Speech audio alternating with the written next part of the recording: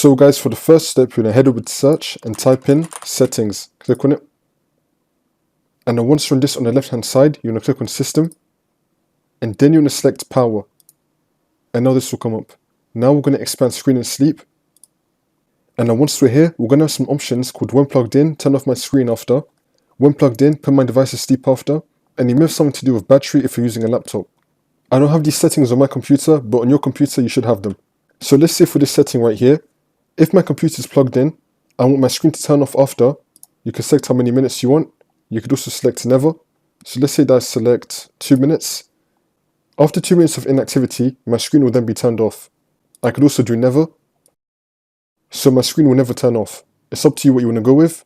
And you could also choose what you want for the other options as well that are going to be under this. You could also set your power mode for your computer or for your laptop.